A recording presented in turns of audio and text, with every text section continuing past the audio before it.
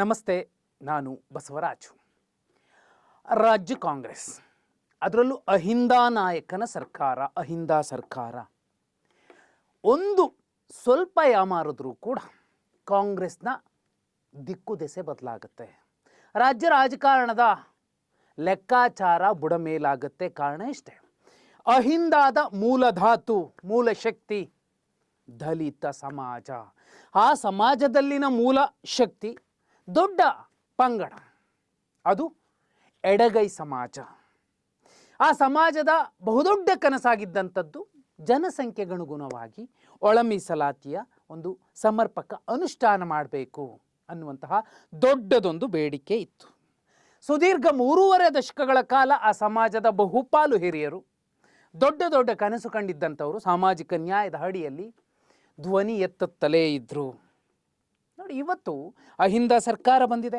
ಅಹಿಂದ ಮತಗಳನ್ನೇ ನೆಚ್ಚಿಕೊಂಡು ರಾಜ್ಯದಲ್ಲಿ 135 ಸ್ಥಾನಗಳನ್ನು ಗೆದ್ದಿರುವಂತಹ ಕಾಂಗ್ರೆಸ್ 2023 ವಿಧಾನಸಭಾ ಚುನಾವಣೆಯಲ್ಲಿ ಒಳ ಮೀಸಲಾತಿಯ ವಿಚಾರದಲ್ಲಿ ಪರಿಶಿಷ್ಟ ಜಾತಿಯ ಎಡಗೈ ಸಮಾಜಕ್ಕೆ ಒಂದು ನ್ಯಾಯ ಕೊಡಿಸಬೇಕಿದೆ. ಸದ್ಯ ಆ ಸಮಾಜ, ಎಡಗೈ ಸಮಾಜ, ಮಾಡು ಇಲ್ಲವೇ ಮಡಿ ಅನ್ನುವಂತಹ ಹೋರಾಟವನ್ನು ಮಾಡ್ತಿರುವಂತಹ ಸಂದರ್ಭದಲ್ಲಿ ಸಿದ್ದರಾಮಯ್ಯ ಅವರ ಸರ್ಕಾರ ಎಚ್ಚರಿಕೆಯ ಹೆಜ್ಜೆ ಇಡ್ತಿದೆ. ಏನಾಗಬಹುದು ನೋಡಿ, 2018, 2023 ಎರಡು ಲೆಕ್ಕ ತಗೊಳ್ಳೋಣ. 2018ರಲ್ಲಿ ಪ್ರಣಾಳಿಕೆಯಲ್ಲೇ BJP ಹೇಳಿತ್ತು ಒಳ ಮೀಸಲಾತಿ ತರ್ತೀವಿ ಅಂತ. ಆ ಕಾರಣಕ್ಕೋಸ್ಕರನೇ BJP 104 ಸ್ಥಾನ ಗಳಿಸಿತ್ತು. ಆ ಕೆಲಸನ ಅದು ಮಾಡಲಿಲ್ಲ, ಸಮರ್ಪಕವಾಗಿ ಮಾಡಲಿಲ್ಲ. ನಂತರ 2023 ವಿಧಾನಸಭಾ ಚುನಾವಣೆಯಲ್ಲಿ ಕಾಂಗ್ರೆಸ್ಸನ್ನು ನೆಚ್ಚಿಕೊಂಡಂತಹ ಆ ಸಮಾಜ, ಎಡಗೈ ಸಮಾಜ, 135 ಸ್ಥಾನಗಳನ್ನು ಗೆಲ್ಲುವಂತೆ ನೋಡಿಕೊಂಡಿತ್ತು ಕಾಂಗ್ರೆಸ್ಗೆ. ಈಗ ಕಾಂಗ್ರೆಸ್ಗೆ ದೊಡ್ಡ ಮಟ್ಟದ ಎದುರಾಳಿನೇ ಇಲ್ಲ ರಾಜ್ಯದಲ್ಲಿ, ಸದನದಲ್ಲೂ ಕೂಡ. ಆದಾಗ್ಯೂ ಒಳ ಮೀಸಲಾತಿಯ ವಿಚಾರದಲ್ಲಿ ಯಾಕೆ ಹಿಂದೇಟು ಹಾಕ್ತಿದೆ? ಇಚ್ಛಾಶಕ್ತಿಯ ಕೊರತೆನಾ? ಕಾರಣಗಳೇನು ನೋಡಿ, ಬರೆದಿಟ್ಕೊಳ್ಳಿ. ಈ ಒಳ ಮೀಸಲಾತಿಯ ಸಮರ್ಪಕ ಅನುಷ್ಠಾನವನ್ನು ಮಾಡದೆ ಹೋದರೆ ಕಾಂಗ್ರೆಸ್ ಬಹುದೊಡ್ಡ ಹೊಡೆತ ಪಡೆಯುತ್ತೆ. ಅದರಲ್ಲೂ ಮುಖ್ಯವಾಗಿ ಅಹಿಂದಾದ ಎಡಗೈ ಸ್ಟ್ರೋಕ್ ಏನಾದರೂ ಬಿದ್ದು ಬಿಟ್ಟರೆ, ಅಹಿಂದಾದ ಈವರೆಗಿನ ಲೆಕ್ಕಾಚಾರಗಳೇನಿತ್ತು ಅವೆಲ್ಲವೂ ಕೂಡ ಮುಂದೇನೂ ಕೂಡ ಅದೇ ರೀತಿ ತುಂಬ ಸ್ಪಷ್ಟವಾದ ಚಿತ್ರಣವನ್ನು ತೋರಿಸೋದಿಲ್ಲ. ರಿಸಲ್ಟು ಸಿಗದಂತೆ ನೋಡಿಕೊಳ್ಳುತ್ತೆ. ಕನಿಷ್ಠ 50 ಕ್ಷೇತ್ರಗಳಲ್ಲಿ ಕಾಂಗ್ರೆಸ್ಗೆ ದೊಡ್ಡ ಮುಖಭಂಗ ಆದರೂ ಅಚ್ಚರಿ ಇಲ್ಲ. ಏನಾಗ್ತಿದೆ ನೋಡಿ, ಆಳುವ ಸರ್ಕಾರಗಳ ಇಚ್ಛಾಶಕ್ತಿ ಕೊರತೆ, ಎಡಗೈ ಸಮುದಾಯದ ಬಗೆಗಿನ ನಿರ್ಲಕ್ಷ್ಯ, ಬಲಗೈ ಸಮುದಾಯದ ಪ್ರಭಾವಿ ನಾಯಕರುಗಳ ಪ್ರಭಾವದ ಕಾರಣಕ್ಕೋ ಏನೋ ಒಳ ಮೀಸಲಾತಿ ವಿಚಾರದಲ್ಲಿ ಒಳ ಮೀಸಲಾತಿಯ ಹಂಚಿಕೆ ಮರೀಚಿಕೆಯಾಗಿ ಕಾಡ್ತಿರುವಂಥದ್ದು ಎಡಗೈ ಸಮಾಜಕ್ಕೆ. 1980ರಿಂದಲೂ ವೋಟ್ ಬ್ಯಾಂಕ್ ಮುಂದಿಟ್ಟುಕೊಂಡೇ ಒಳ ಮೀಸಲಾತಿಗಾಗಿ ನಡೆಸಿದ ಪ್ರಯತ್ನಗಳೆಲ್ಲವೂ ವಿಫಲವಾಗಿದೆ.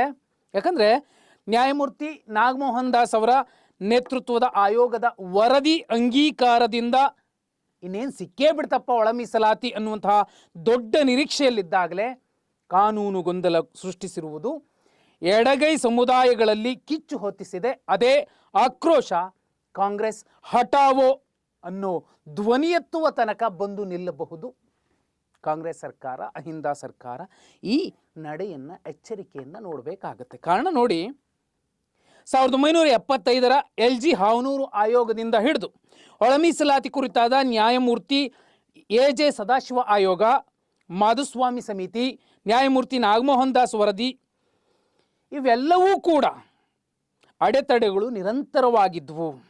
ಇದರಿಂದ ಹತಾಶರಾಗಿರುವ ಎಡಗೈ ಸಮುದಾಯವು ಕಾಂಗ್ರೆಸ್ ವಿರುದ್ಧ ರಾಜಕೀಯ ನಿರ್ಣಯ ಕೈಗೊಳ್ಳುವಂತಹ ಒಂದು ಸಂದರ್ಭ ಬಂದೊದಗಿದೆ. ಈಗಲೂ ಕೂಡ ಕಾಂಗ್ರೆಸ್ ಸರಿಯಾದ ನಿರ್ಧಾರ ಮಾಡದೆ ಹೋದರೆ ತನ್ನ ದೊಡ್ಡ ಬಲವನ್ನು ಕಳ್ಕೊಂಡ್ರೂ ಅಚ್ಚರಿ ಇಲ್ಲ. ಇಂದಿರಾ ಗಾಂಧಿಯವರ ಕಾಲದಿಂದ ಇಲ್ಲಿಯ ತನಕ ಕಾಂಗ್ರೆಸ್ ಜೊತೆಯಲ್ಲೇ ನಿಂತಹ ಎಡಗೈ ಸಮಾಜಕ್ಕೆ ಕಾಂಗ್ರೆಸ್ ದೊಡ್ಡ ಋಣದಲ್ಲಿದೆ. ಹಾಗೆ ನೋಡಿದ್ರೆ ಆ ಸಮಾಜಕ್ಕೆ ಒಳ ಮೀಸಲಾತಿಯ ಒಂದು ಸಮರ್ಪಕ ಅನುಷ್ಠಾನವನ್ನು ಮಾಡಿಕೊಡದೆ ಹೋದರೆ ಇಷ್ಟು ದಿನದ ಅವರ ಮತತ್ಯಾಗ, ಮತದ ಭಿಕ್ಷೆಯ ಋಣ ಎಲ್ಲಿಗೆ ಬಂದು ನಿಲ್ಲಬಹುದು? ಆ ಋಣ ತೀರಿಸೋದು ಯಾರು? ಪ್ರಜಾಪ್ರಭುತ್ವ ವ್ಯವಸ್ಥೆಯಲ್ಲಿ ಮತ ನಿಜಕ್ಕೂ ಭಿಕ್ಷೆನೇ. ಪಡೆಯುವಂತಹ ನಾಯಕ ಪಕ್ಷ ಅದನ್ನು ಯಾವ ರೀತಿ ಬಳಸ್ಕೊಳ್ತಾರೆ, ಆ ಭಿಕ್ಷೆ ಕೊಟ್ಟಂಥವರಿಗೆ ಯಾವ ರೀತಿಯ ರಿಟರ್ನ್ ಗಿಫ್ಟನ್ನು ಕೊಡ್ತಾರೆ ಅನ್ನೋದು ಕೂಡ ಮುಖ್ಯ ಆಗತ್ತೆ. ಅದೇನೇ ಇರಬಹುದು, ರಾಜಕೀಯ ಪಕ್ಷಗಳು ಪ್ರತಿ ಚುನಾವಣೆಯಲ್ಲಿ ಒಳ ಮೀಸಲಾತಿಯನ್ನೇ ಮುಂದಿಟ್ಟುಕೊಂಡು, ನಾನು ಆರಂಭದಲ್ಲೇ ನಿಮ್ಗೆ ಹೇಳಿದೆ, 2018ರಲ್ಲಿ BJP ಸರ್ಕಾರ ಎಡಗೈ ಸಮುದಾಯದ ಮತಗಳು ನಿರ್ಣಾಯಕವಾಗಿದ್ವು ಅವ್ರು ಗೆಲ್ಲೋದಕ್ಕೆ, ಅವರು ಸರ್ಕಾರ ರಚನೆ ಮಾಡಲಿಕ್ಕೆ, 104 ಸ್ಥಾನಗಳು ಬರೋದಕ್ಕೆ. ನ್ಯಾಯಮೂರ್ತಿ AJ ಸದಾಶಿವ ಆಯೋಗ ವರದಿ ಜಾರಿಗೊಳಿಸುವ ಕುರಿತು ಅಂದಿನ BJP ನೀಡಿದ್ದ ಭರವಸೆ ನೆಚ್ಚಿಕೊಂಡು ಆ ಸಮಾಜ BJPಗೆ ಮತ ಹಾಕಿತ್ತು. 104 ಸ್ಥಾನಗಳಲ್ಲಿ BJP ಗೆದ್ದು ಬೀಗಿತ್ತು. ವೈಜ್ಞಾನಿಕ ಅಂಕಿಅಂಶಗಳಿಲ್ಲ ಎಂಬ ಕಾರಣ ನೀಡಿ ಅನುಷ್ಠಾನವನ್ನು ಮಾಡಿರಲಿಲ್ಲ. ಇನ್ನೂ ಮುಖ್ಯ ಏನಂದರೆ 2023ರ ಚುನಾವಣೆಯಲ್ಲಿ BJPಯಿಂದ ಆ ಸಮಾಜ ಹೊರಬಂದು ಕಾಂಗ್ರೆಸ್ ಕೈ ಹಿಡಿದ್ರು. ನೆಪಗಳ ಕಾರಣದಿಂದಲೇ ವರದಿ ಜಾರಿ ವಿಳಂಬ ಆಗ್ತಿದೆ. ಈಗ ಅಧಿಕಾರಕ್ಕೆ ಬಂದು 2 ವರ್ಷ ಕಳೆದರೂ 56,432 ಸರ್ಕಾರಿ ಹುದ್ದೆಗಳ ನೇಮಕಾತಿಯಲ್ಲಿ ಒಳ ಮೀಸಲಾತಿ ಕೈ ಬಿಟ್ಟಿರುವುದು ಸಮುದಾಯವನ್ನು ತುಳಿಯುವ ಹುನ್ನಾರ ಇರಬಹುದಾ ಅನ್ನುವಂತಹ ಅನುಮಾನ ಕೂಡ ವ್ಯಕ್ತವಾಗ್ತಿದೆ. ಆ ಕಾರಣಕ್ಕೋಸ್ಕರನೇ ಹೊಸದೊಂದು ಹೋರಾಟದ ಕಿಚ್ಚು ಹೊತ್ತುಕೊಂಡಿರುವಂಥದ್ದು. ಮುಖ್ಯಮಂತ್ರಿ ಸಿದ್ದರಾಮಯ್ಯ ಅವರನ್ನು ಅಹಿಂದ ನಾಯಕ ಅಂತ ಕರೀತಾರೆ, ಮಾಧ್ಯಮಗಳು ಕರೀತಾವೆ. ಒಂದು ಹಂತಕ್ಕೆ ಇದುವರೆಗಿನ ಅನುಷ್ಠಾನದ ಕಾರ್ಯಕ್ರಮಗಳನ್ನು ನೋಡಿದಾಗ ನಿಜ ಇರಬಹುದು, ಆದರೆ ಈ ವಿಚಾರದಲ್ಲಿ ಸಿದ್ದರಾಮಯ್ಯ ಅವರ ಬದ್ಧತೆ ಕೂಡ ಮುಖ್ಯ ಆಗತ್ತೆ. ಆ ಬದ್ಧತೆಯನ್ನು ನೋಡಿಕೊಂಡೇ ಮುಂದಿನ ದಿನಮಾನಗಳಲ್ಲಿ ಈ ಸಮಾಜ ರಾಜ್ಯದ 224 ವಿಧಾನಸಭಾ ಕ್ಷೇತ್ರಗಳಲ್ಲಿ ಅರ್ಧಕ್ಕಿಂತ ಹೆಚ್ಚು ಕಡೆ ಅತಿ ನಿರ್ಣಾಯಕ ಆಗಿರುವಂತಹ ಈ ಸಮಾಜ, ಯಾಕಂದರೆ ಪರಿಶಿಷ್ಟ ಜಾತಿಯಲ್ಲಿರುವ 101 ಉಪಜಾತಿಗಳ ಪೈಕಿ ಜನಸಂಖ್ಯೆಗೆ ಅನುಗುಣವಾಗಿ ಮೀಸಲಾತಿ ಹಂಚಿಕೆ ಮಾಡೋದೇ ಆದರೆ ಎಡಗೈ ಸಮುದಾಯಕ್ಕೆ ದೊಡ್ಡ ರೊಟ್ಟಿಯ ಪೆಟ್ಟಿಗೆ ಸಿಗಬೇಕಿದೆ. ಇದುವರೆಗೂ ಅದು ಸಿಕ್ಕಿಲ್ಲ. ಆದರೆ ಇದುವರೆಗೂ ಅವರೇನು ದೊಡ್ಡ ಮಟ್ಟದಲ್ಲಿ ಧ್ವನಿ ಎತ್ತಲಿಲ್ಲ. ಎಲ್ಲ ಇರೋದು ಅಣ್ತಂದಿರೆ ಅಂತ ಸುಮ್ಮನೆ ಇದ್ರು. ಇನ್ನೂ ಎಷ್ಟು ದಿನ ಎಳ್ಕೊಂಡು ಹೋಗ್ತಾರೆ? ಅವ್ರಿಗೂ ಕೂಡ ದೊಡ್ಡದೊಂದು ಕನಸಿರುತ್ತೆ. ಆ ಕನಸಿನ ಲೆಕ್ಕದಲ್ಲೇ ನೋಡೋದಾದರೆ ಉಪಪಂಗಡಗಳ ಅಂಕಿಅಂಶ ಕಲೆ ಹಾಕಿದ್ರೂ ಕೂಡ, ಈಗ ಜಾತಿಗಣತಿ ಎಲ್ಲ ಮಾಡಿದಾದ್ಮೇಲೂ ಕೂಡ ಎಡಗೈ ಸಮುದಾಯಕ್ಕೆ ಒಳ ಮೀಸಲಾತಿಯ ನ್ಯಾಯ ಕೊಡಿಸುವಂತಹ ಒಂದು ಅನುಷ್ಠಾನದಲ್ಲಿ ವಿಳಂಬ ನೀತಿ ಅನುಸರಿಸುತ್ತಿರುವಂಥ ಒಂದಿಲ್ಲೊಂದು ಕಾನೂನಿನ ತೊಡಕಿರಬಹುದು, ಮತ್ತೊಂದು ಮಗದೊದ್ದಿರಬಹುದು, ಎದುರಾಗ್ತಾನೇ ಇದೆ. ಆದಾಗ್ಯೂ ಆ ಸಮಾಜ ಯಾಕೆ ಸುಮ್ಮನೆ ಕೂತಿರಬೇಕು? ಪ್ರಜಾಪ್ರಭುತ್ವ ವ್ಯವಸ್ಥೆಯಲ್ಲಿ ಅವರ ಪರವಾಗಿ ಅವರು ಧ್ವನಿ ಎತ್ತುವಂಥದ್ದು ಅಥವಾ ನ್ಯಾಯಕ್ಕೋಸ್ಕರ ಹೋರಾಡುವಂಥದ್ದು ಸರಿಯಾದ ಒಂದು ಕ್ರಮನೇ ಆಗಿರುತ್ತೆ. ಯಾಕಂದರೆ ಇತ್ತೀಚೆಗೆ ತುಮಕೂರಿನಲ್ಲಿ ನಡೆದ ಎಡಗೈ ಸಮಾಜದ ಪ್ರಮುಖರು ಮತ್ತು ಮಠಾಧೀಶರ ಸಭೆಯಲ್ಲಿ ಕಾಂಗ್ರೆಸ್ಗೆ ಬಿಸಿ ಮುಟ್ಟಿಸುವ ನಿರ್ಧಾರ ತೆಗೆದುಕೊಳ್ಳುವ ಬಗ್ಗೆ ಚರ್ಚಿಸಲಾಗಿದೆ. ಮುಂಬರುವ 2 ಕ್ಷೇತ್ರಗಳ ಉಪಚುನಾವಣೆಯ ಸಂದರ್ಭದಲ್ಲಿ ಮತ್ತು ಸ್ಥಳೀಯ ಸಂಸ್ಥೆಗಳ ಚುನಾವಣೆಯ ಸಂದರ್ಭದಲ್ಲಿ ಕಾಂಗ್ರೆಸ್ ಅಭ್ಯರ್ಥಿಗಳನ್ನು ಬೆಂಬಲಿಸದಿರಲು ತೀರ್ಮಾನಿಸಿದ್ದು. ಈ ನಿರ್ಣಯ ಒಂದು ವೇಳೆ ಕಾರ್ಯರೂಪಕ್ಕೆ ಬಂದುಬಿಟ್ರೆ ಕಾಂಗ್ರೆಸ್ ಸ್ಥಿತಿ ಏನಾಗಬಹುದು? ನೀವೇನೇ ಅಂದ್ಕೊಳ್ಳಿ, ರಾಜಕಾರಣದಲ್ಲಿ ಇಲ್ಲಪ್ಪ ಪ್ರಜಾಪ್ರಭುತ್ವ ವ್ಯವಸ್ಥೆ, ನಾವೆಲ್ಲ ಹಿಂದೂ, ಜಾತಿಯ ಮೇಲೇನೆ ರಾಜಕಾರಣ ನಡೆಯುತ್ತೆ. ಅದಕ್ಕೇನೆ ರಾಜ್ಯದಲ್ಲಿ ಕಾಂಗ್ರೆಸ್ ಸ್ಟ್ರಾಂಗ್ ಆಗಿರೋದು. ಯಾಕಂದರೆ ಅಲ್ಪಸಂಖ್ಯಾತ, ಹಿಂದುಳಿದ, ದಲಿತ ಅನ್ನುವಂಥ ಬಹುದೊಡ್ಡ ಸಮೀಕರಣವನ್ನು ನೆಚ್ಚಿಕೊಂಡು ಅವ್ರು ಗೆಲ್ತಾನೆ ಬರ್ತಿದ್ದಾರೆ. ಒಂದು ಸಲ ಅವ್ರು ಗೆಲ್ಬೋದು, ಮತ್ತೊಬ್ಬರು ಯಾವ ಥರದ ತಪ್ಪುಗಳಿಂದ ಈ ಒಳ ಮೀಸಲಾತಿಯ ಒಂದು ರಿಪೋರ್ಟ್ಗಳನ್ನು ಇಟ್ಕೊಂಡು 2 ಪಕ್ಷಗಳು ದಾಳವಾಗಿ ಬಳಸ್ಕೊಳ್ತಾವೆ ಮತ ಬ್ಯಾಂಕ್ಗೋಸ್ಕರ ಅಂದರೆ ಆ ಸಮಾಜವನ್ನು ಇನ್ನೆಷ್ಟು ದಿನ ತುಳಿತಾ ಹೋಗಬೇಕು? ಈ ಮತಕ್ಕೆ ಮಾತ್ರ ಅವರನ್ನು ಸೀಮಿತವಾಗಿ ಇಟ್ಕೊಂಡು ಈ ಸರ್ಕಾರಗಳು, ಈ ಪಕ್ಷಗಳು ಯಾವ ರೀತಿಯ ರಾಜಕಾರಣ ಮಾಡ್ತಿರಬಹುದು ನೋಡಿ.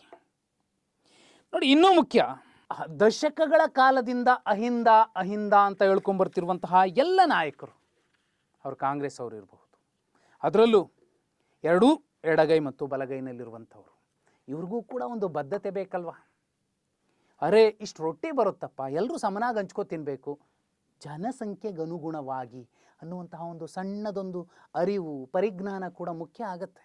ಎಷ್ಟು ದಿನ ಅಂತ ತಿನ್ನೋದು? ಉಳಿದವ್ರಿಗೂ ಅವಕಾಶ ಬೇಕಲ್ವ? ಇನ್ನು ಯಾವ ಸೀಮೆಗೆ ಸಾಮಾಜಿಕ ನ್ಯಾಯ ಅಂತ ಕರೆಯೋದು? ಬಾಬಾ ಸಾಹೇಬರು ಕಂಡಂತಹ ಕನಸೇನು? ಆ ಕನಸನ್ನು ನನಸು ಮಾಡಬೇಕು ಅಂದರೆ ಈಗ ಸಮುದಾಯಕ್ಕನುಗುಣವಾಗಿ ಜನಸಂಖ್ಯೆಗನುಗುಣವಾಗಿ ಒಳ ಮೀಸಲಾತಿಯ ಹಂಚಿಕೆ ಆಗಬೇಕು. ಬೇರೆ ರಾಜ್ಯಗಳಲ್ಲಿ ಆಗುತ್ತೆ, ಇಲ್ಲ ಆಗಲ್ಲ ಅಂದರೆ ಯಾವ ಲೆಕ್ಕ? ಇದನ್ನು, ಈ ನಿರ್ಣಯವನ್ನು, ಆ ಸಮುದಾಯ ತೆಗೆದುಕೊಂಡಿರುವಂತಹ ಒಂದು ಹೋರಾಟದ ವೇಗವನ್ನು ನೋಡಿದ್ರೆ ಸರ್ಕಾರ ಸರಿಯಾದ ರೀತಿಯಲ್ಲಿ ಸಮರ್ಪಕವಾಗಿ ಈ ಒಳ ಮೀಸಲಾತಿಯನ್ನು ಅನುಷ್ಠಾನಗೊಳಿಸದೆ ಹೋದರೆ ಕಾಂಗ್ರೆಸ್ಗೆ ಬಹುದೊಡ್ಡ ಹೊಡೆತ ಬೀಳುತ್ತೆ. ಇದರ ಲಾಭ BJPಗೆ ಸಿಗುತ್ತೆ. ಸರಳ ಬಹುಮತ ಇದುವರೆಗೂ ರಾಜ್ಯದಲ್ಲಿ BJPಗೆ ಬಂದಿರಲಿಲ್ಲ, ಏಕಾಂಗಿಯಾಗಿ. ಮುಂದಿನ ದಿನಮಾನಗಳಲ್ಲಿ ಇದೇ ಕಾರಣಕ್ಕೆ ಬಂದರೂ ಅಚ್ಚರಿ ಇಲ್ಲ. ಇದೇ ಕಾರಣಕ್ಕೆ ನೋಡಿ ಸರ್ಕಾರ ಈ ವಿಚಾರದಲ್ಲಿ ಎಚ್ಚರಿಕೆಯ ಹೆಜ್ಜೆ ಇಡಬೇಕಿದೆ. ಇಲ್ಲದಿದ್ದರೆ ಬಹು ದೊಡ್ಡ ಹಿನ್ನಡೆ ಆಗೇ ಆಗತ್ತೆ, ಅದರಲ್ಲಿ ಎರಡು ಮಾತಿಲ್ಲ. ನೀವೇನಂತೀರಾ? ಕಮೆಂಟ್ ಮಾಡಿ.